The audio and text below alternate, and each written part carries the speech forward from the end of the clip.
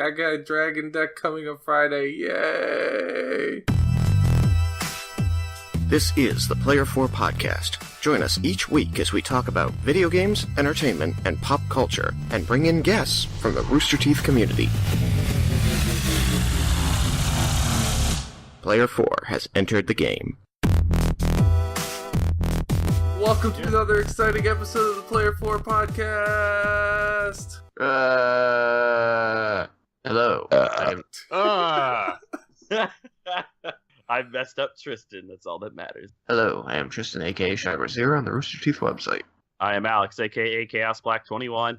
I am Malachi, aka Suki Kiba. And I'm Joseph, aka J Dunlap. I feel like I sounded like a robot there. You did. What kind? Aren't you a robot? I don't know, robot. but when I ended, I was like, that was a very robot ending. I am Alex, aka Alex 2000. I am Joseph, aka Hot Mess 75. It's disconcerting that Alex Jones is in my newsfeed like every day these days, and it's not you. And it's not me. It's because people follow the wrong Alex Jones. It's that crazy one, right? It's that crazy alt-right guy. It's like, Alex Jones, biggest loser. I'm like, well, I mean, my friend isn't the biggest loser. This guy sucks. Are you... Bad thing about Alex Jones. I mean, well, you're not wrong. Alex Jones, total shithead. Oh, yeah. Thanks, guys. That sounds right. So what's the topics for today? Stuff and other stuff. I'll talk about the topics since I know we already picked them, but I want to add one. Oh, okay, you're adding one. Well, you can say that one after mine. Okay. Okay, since Tristan doesn't have the topic list in front of him this time because nobody wrote it, I will say the topics because my brain is so smart and I remember them. Wah, wah. This is the best segue ever. Yeah. So the first topic is Mal is excited for something that is with Magic the Gathering that Joseph, for some reason, didn't quite remember, but I did, even though I don't follow Magic the Gathering. You don't remember, you guessed. Well, pure dumb luck. I guessed, and I was correct because my brain is so smart. Number 2 is... What I sound like? Yeah, I'm doing my best impression of you, Tristan. Number 2 is Val had a recent LARPing adventure that we had discussed earlier podcasts, and so since he's done it, he's going to tell us what actually happened. And the last one, before Joseph's addition to the list, is that I was in the totality of the solar eclipse that just happened this past Monday before this recording, so I'm going to talk about that. It was a total eclipse of the Alex. Yeah. Yay. Shut up. Okay, Joseph, what did you want to add? I watched all of the only existing and first season of Westworld, and I wanted to talk about it. I've heard of Westworld. The name sounds familiar, but I don't remember anything. But I'll I'll talk let about it. you. Yeah, I'll let you describe it because I've heard of it, but I haven't actually seen it. So, Mal, what is happening with Magic the Gathering? Well, it's just like my LARPing adventure. There's lots of dragons involved. Dragons? Yeah. The new... In my pants. They're releasing 4 new commander decks. One is cat themed, one is wizard themed, one is dragon themed, and one is vampire themed. And I am looking forward to the dragon one because there are very few 5-color dragon, and they're adding that costs 9 mana? 9 mana. Why would it be 9? Is it like 4 and then 1 of each color? Yep. Gotcha. It is pretty nasty too, Joseph. Well, anything you're paying 9 mana for is going to be nasty. Yeah. It better be nasty. And it also reduces... I remember one of its skills, which was it works in the command zone, is it reduces the cost of dragons by 1. That's that new thing, Imminence or whatever, where the Yes. effect is in effect no matter where it is, command zone or in play. Mm-hmm. Oloro, I think, was probably one of the more first ones that did that. I'm pretty sure the Cat Lord also has Imminence. Oh, for the Are new these deck. like cat people, or are they actual cats? Most of them are cat people. Some are There are cat actual people cats. in Magic, and some are actual cats, as he said. My problem, Malachi, is there's a cat that now grants all cats the ability to destroy an enchantment or artifact when they enter, and that just seems like the middle finger to anyone not playing a creature deck. Yeah, which is me. I summon a cat. Your artifact is gone. I summon another cat. Oh, you have 2 artifacts? Now, I like the flavor behind that, which is a cat knocking things off the table. I appreciate that.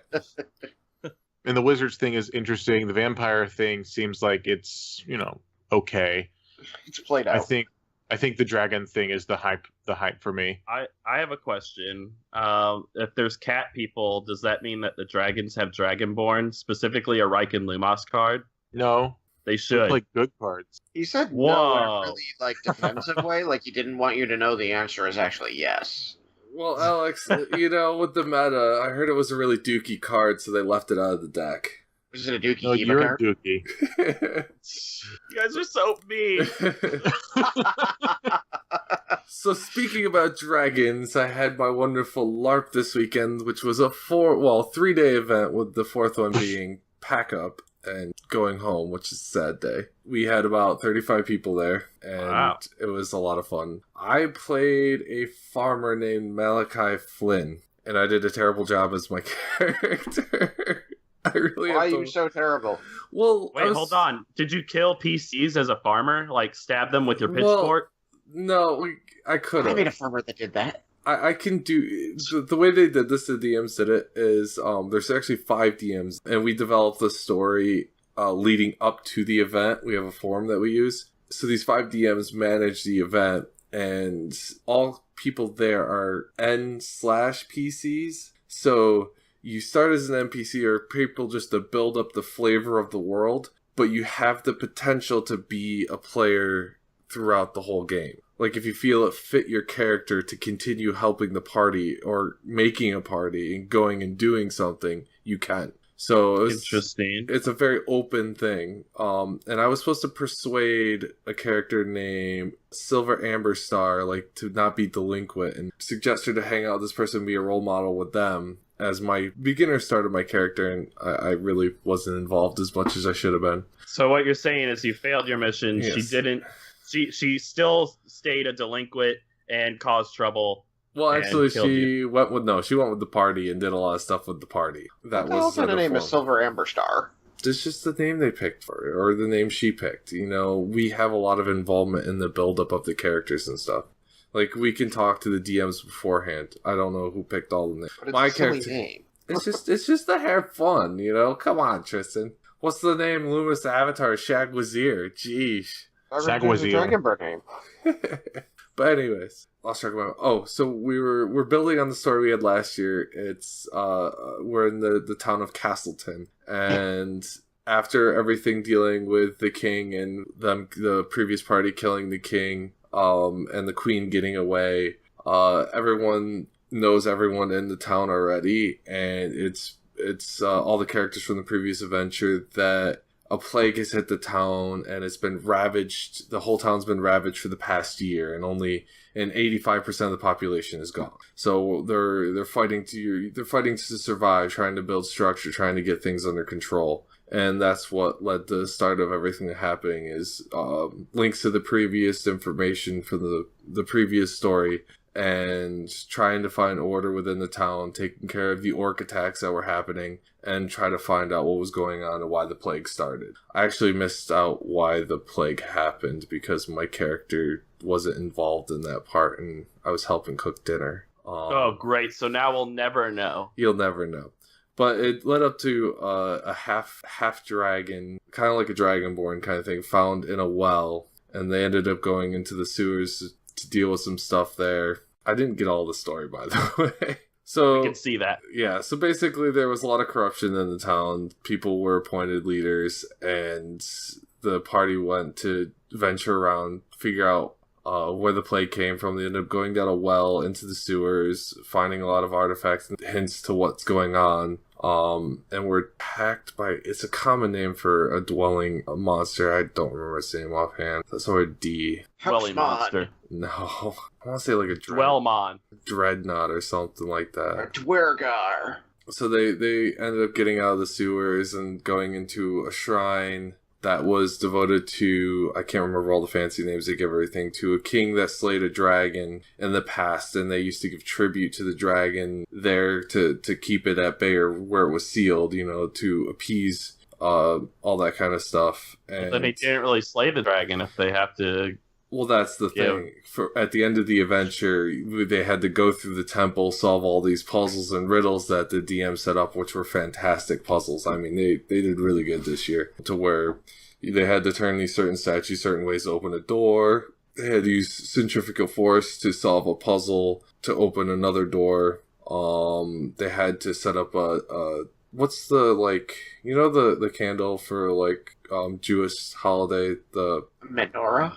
yeah, you know, the thing that's like that, but for altars or for altars, that another name for that. Isn't it just a candelabra? Yes, that. So they had to find different parts of the candelabra throughout the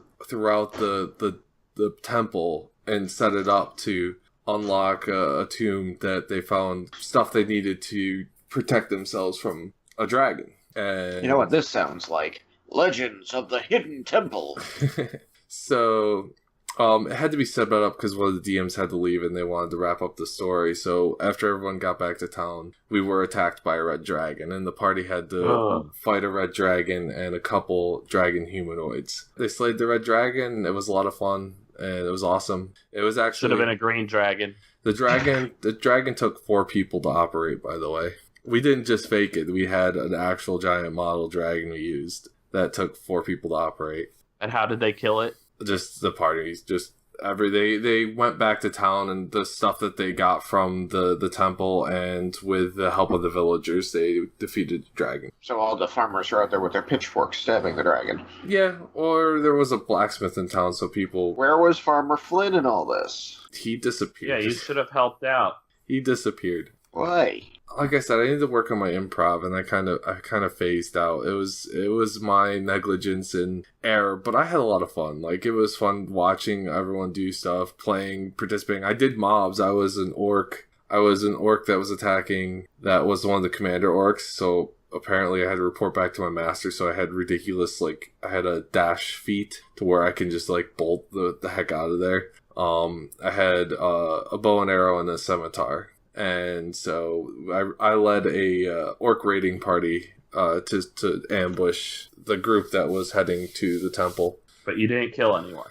Oh, we did. He got severely injured. It was kind of funny because the person that was originally playing the character was also helping with DMing, and he had to step away. So Marty, who got his character killed, like in the beginning of the session, like... They walked out of the tavern after their meeting, and he got ambushed, and he was the first one out of the building, so he got a sword right through the gut and instantly dead. Right off the bat. It really sucked, and he was playing a priest, and he was trying to be very influential during the meeting, and he was the first one to go.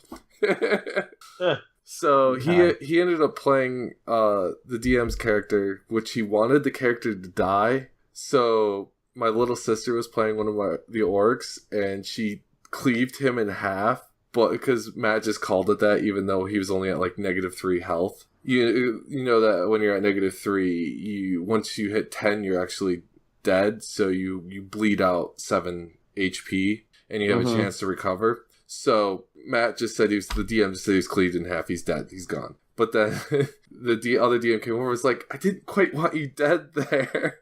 So they actually went back, and he was technically still alive, but they kind of took back the cleaving in half and just like had it to where he was slashed straight down the center, but survived.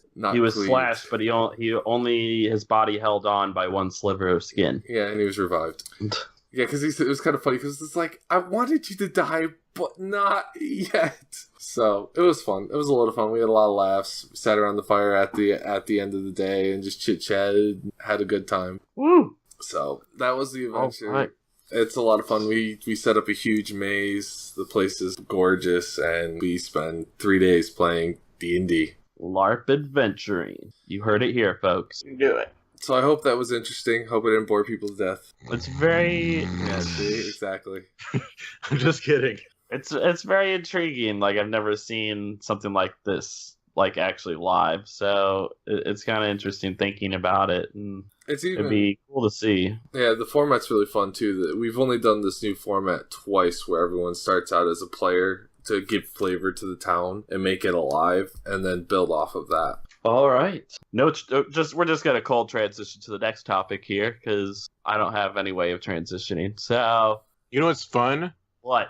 Eclipses. Oh my God, that is fun. You know what happened this past Monday? No, I don't, Alex. What happened this Monday? A solar eclipse. What? No way. Yeah. I don't think anyone's seen that. Moon photobomb sun. Well, okay. When it's sun the International photobomb Space moon. Station. That was amazing picture. I saw that picture. Oh, all the ones that NASA took were freaking gorgeous. No. Oh. Those were gorgeous, but there's a picture taken from the surface of Earth up toward the sun. You can see that it's at like 60% occlusion, but on it you can see like 5 sunspots, dark spots. And then if you look close, you'll notice that one of the dark spots is a lot bigger than the other and has wings. You go, oh, those are the solar panels on the ISS. Oh, nice. So It's pretty crystal clear. I didn't see that. I actually haven't seen that either. I need to take a Yeah, look but at it's that. in the video too, so you will have seen it.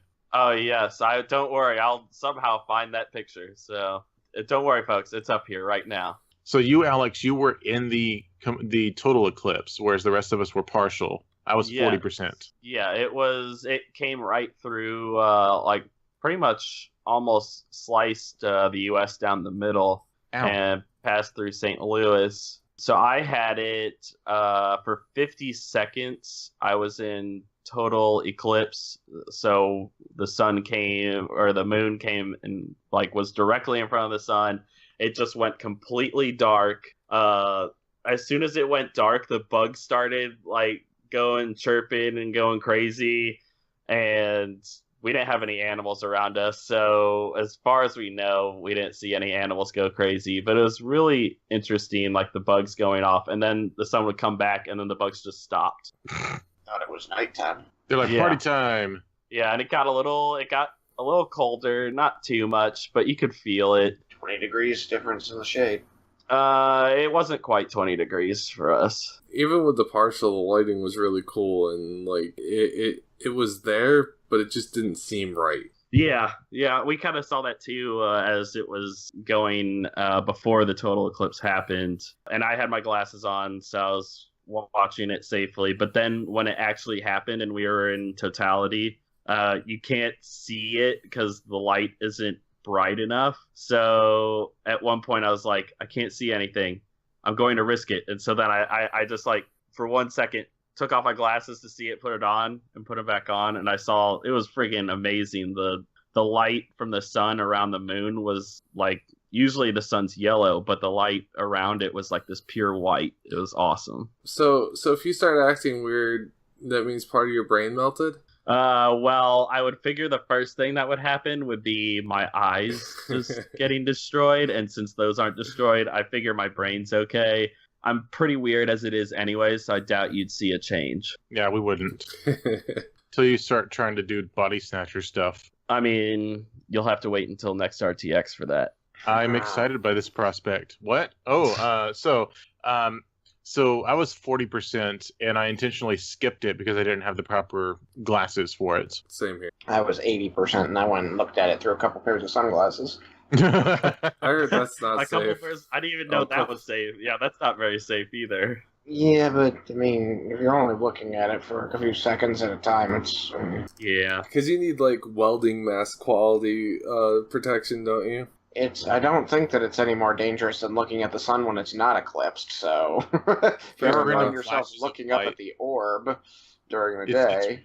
The danger is the random flashes of light that are like a camera taking a picture. Well, Those are what'll blind you. The real dangers is, like, if you are actually in totality and it gets dark, your eyes are going to... dilate. They're going to dilate. And then if you are still looking when the sun is like, hey, look, I'm back, then that's where the damage... High radiation, I go into your eye! Yeah. Now I'm imagining a kamikaze pilot. TIE fighters. Yeah. So, is there anything else on the eclipse? Once No. upon a time I was at RTX. I guess the last thing I will say is the next one is in 2024, which is 7 years from now. And again, it's not going to go by me this time. It's just going to be It's going a little bit south from of St. Louis. It's curving south of St. Louis. So I still will be able to see it if I'm around here and decide to actually drive to go see it. It's going through Central Texas and through Dallas and all the way up to, I'm assuming, Tristan. Mm-hmm. So it's our turn. So that means It's gonna cut across Toronto. So if I wanted to, I could take a little trip up to Toronto. That means you should go hang out in Toronto. Malachi. We can make an Eclipse road trip. Aw, that sounds sweet. You can come over here. No pillow of solitude. That's our Whoa, thing. I don't. Yeah, that's Yeah. our thing, Tristan. Back to the Future. Pillow of Solitude. Where we're going, we don't need Pillow of Solitude. Okay. Alright, so what's next, guys? Westworld. Oh, I've heard of that, but I have freaking. So here's Super what happened. future western. Oh, okay. Well, we're done. Explain So- it.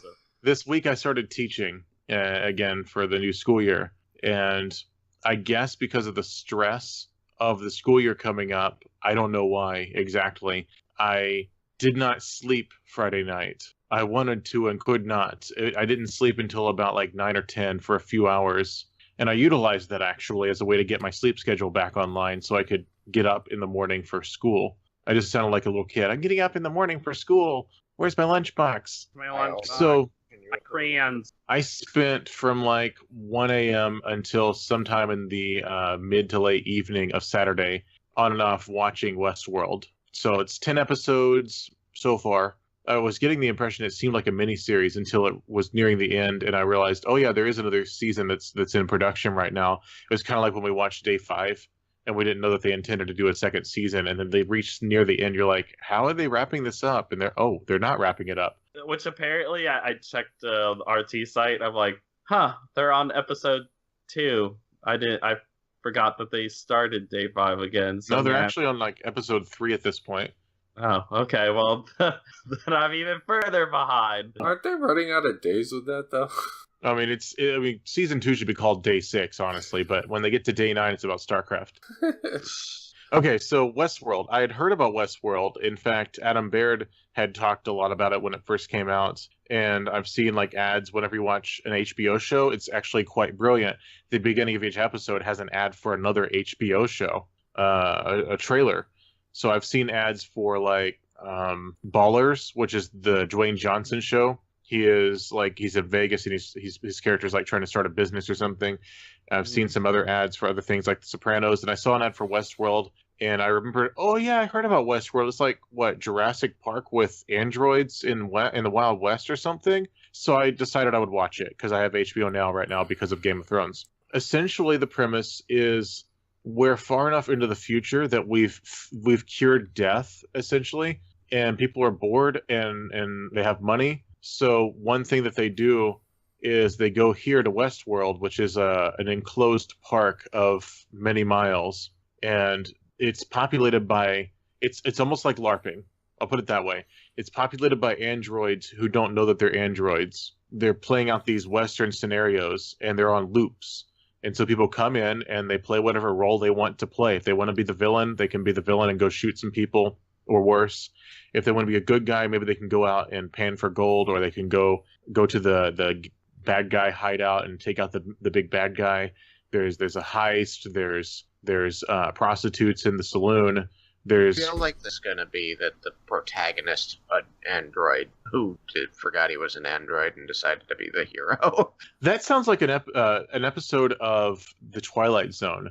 Yeah. The mannequin. They didn't realize she was a mannequin until she got back to where all the other mannequins were. They're like, you had your turn of going out at night, and you need to come back because it's our turn. It's someone else's turn now. Yeah. And she's like freaking out because she thinks they're going to kill her, and then she remembers, oh yeah, I'm a mannequin. Well, I can't spoil whether that happens, but that is a pretty common storyline.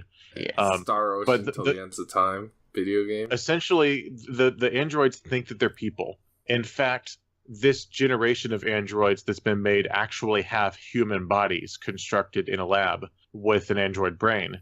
So anything you do to them is like you're doing it to a normal person, except you're like, oh, this doesn't count because it's an android. And so they'll die, and then they'll just be fixed up and put back in the world, and then they'll go back to their loop. So the world is just constantly being respawned. So the premise beyond that is that there's people in charge of it. There's, Jurassic Park, the guy, what's his name? The guy who's in Nedry? charge of Jurassic. Oh, yeah, you yeah. mean Hammond? No, yeah. I was like, wait, not Nedry. Yeah, Hammond. dear There's that kind of character, but it's played by the guy from Silence of the Lambs. Anthony Hopkins. Yes, Anthony Hopkins is really good in it. He's not as good as I wanted him to be, but he was good. And he is like the guy who made all the androids. And he's got his own agenda, and like these other people have their own agenda as far as like money goes. And then it follows the story of a few of the androids, and it follows the story of some of the people enjoying the park and you know, acclimating to it and enjoying it in different ways. And one guy's like averse to it. He doesn't want to do it, but his future brother-in-law is like, no, we're going to get to know each other. I want to know who you really are because you're kind of a pushover. So it's his journey. It's interesting when I finished it, because as I was watching it, I was getting a little bit confused about certain points. And I was also trying to figure out what certain character motivations are. So Tristan backed me up as a storyteller, as a DM. Yep. A good story is compelling, and Shakespeare's a good example, as is Game of Thrones, when it's driven by characters. Yeah, you basically need it to be driven by characters. If the audience doesn't have a person that they can relate to and care about the struggles of, then they can't get into the world. There's that, yes. There's the whole, you need the everyman who's confused, which there is about 2 of them, maybe 3. But there's also the aspect that plot has to be driven by characters. Well, right. But I mean, I'm not saying that. Yes, you need an everyman that the audience can actually relate to and learn through. But I mean that you need characters, even if they're not the everyman, to have struggles that the audience can relate to. Even if they don't relate to that person's personality, they recognize the struggles. Oh, I 100% agree. They drive the plot by pursuing their goals. Yeah. So it's all driven by the motivations, and that's what I love about Game of Thrones, is that there's not a plot point that happens that wasn't the result of somebody wanting something and either obtaining it or failing to obtain it. And that's actually one of the great things about Shakespearean writing. Shakespeare's plays were always driven by characters wanting things. I wrote an entire paper in British literature about King Lear, and how not a single character didn't die except through the influence of the actions of this one character, who was a bastard child who wanted to take over what his father was giving over to his younger legitimate brother. And as a result of that, everything else happened. It was William Snow. Yeah, basically, yeah. So I was confused because there were plot points happening in Westworld that didn't fit that. Things were happening just because someone wanted to do a thing. And as it got more and more into it, I started to think this is getting more and more random. I couldn't figure out why things were happening. In fact, I was noticing inconsistencies on screen if you're really paying attention, like, oh, that person changed outfits suddenly. And then right at the end, the last episode, and I go, oh, okay. They finally do this big cliffhanger ending that explains all the things that you were confused about all at once, not like Lost where they wait till the last episode of the whole thing. And I was like, oh, I need to go back and rewatch it now, because now it's going to make sense. But basically, it follows the story of this android who's playing the role of a rancher's daughter.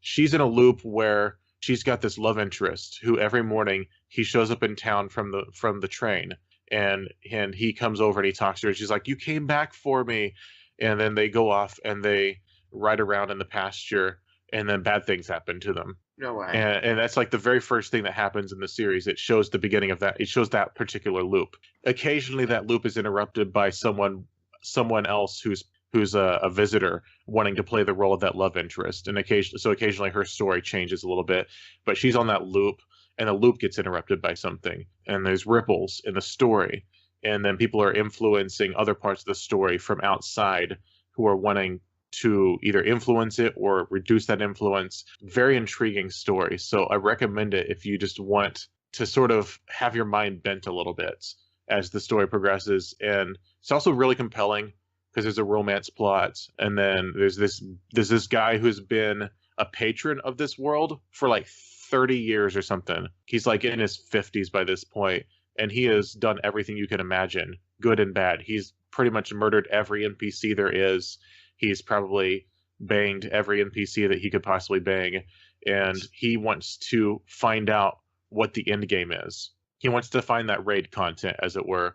He wants to find out if there's an end to Westworld, whether he can figure out what the whole meaning behind it is, because he's sort of devoted his life to it after his personal life fell apart. He is basically the villain of the story. He created a villain for Westworld, basically out of boredom. He's taking on all these challenges, like there's Confederados, there's Union soldiers, there's Indians, there's bandits, and everything. It's really interesting. So I would recommend it, 100%. 10 out of 10 would watch again. Cool. Yeah. Get Like HBO. part of it is like they all start in the center of Westworld in this small town that has these buildings and these NPCs and these little quest threads like a DM would set up. They said that there's 100 intertwined storylines, but the further outwards you get, the more dangerous it becomes. However, you can't die. The androids are designed not to actively try to kill you, and the bullets are designed to only hurt the androids. Well, they're not really androids. They're people with android brains. And so you can get shot, and it's like you got shot with a pellet. So the further out you get, the more dangerous it becomes, so the more thrilling it becomes. And the further out you get from there, the more weird and strange and messed up it becomes until you reach the wilderness where anything can happen. And that's where you really find out who you are. Who am I? Chagrazier. So, Yes. yeah, I remember where I heard it from. My roommate Ian was watching, so Yes, I definitely recommend it. It's not as good as some other shows. Like, it's not as good as Game of Thrones as far as character-driven story. There are characters who want things, but there's an awful lot of just being confused and just enjoying the journey. And I think what they're doing with the first season is setting up the second season. And in the second season, I think the motivations have already been set up, so you can sort of follow the story a little bit more easily. But there's a definite end in the season. Like, the season ends and, like, everything has changed, basically. The way that Westworld functions has completely changed at that point. So go watch it. It's on HBO now. If you're already watching Game of Thrones, then you have an excuse to watch it. You can get a month trial, and just once Game of Thrones ends, then just get the 1 month trial and just go and watch both shows. All right. That's my review. 2 thumbsticks up. We're getting paid by HBO now. Yeah. That'd be awesome. I'll wait for my check in the mail. So, Right? you guys know what time it is? Tool Time to get the time. flip out of here? It's time to get the flip out of here. Oh, yeah, that too. Tool time is also fun. GT. All right. Oh. Good night, You'll love it everyone. just like Yeah. Lyle. H. Good night, guys. Hashtag goodbye. Goodbye. Once upon a time, I was at her GX. You know what I'm sad about? Is I watched Now I've got no Walker, Texas. Nothing I can say. Total eclipse of the Alex. Oh. Totally Bleep. Eclipse of Alex Eye. Aw. Alex has Aw. pretty eyes. Oh, thank you guys. I mean, I've been told that. He's super Aryan. Thanks to the following patrons for making this video possible. Support us at patreon.com/player4podcast.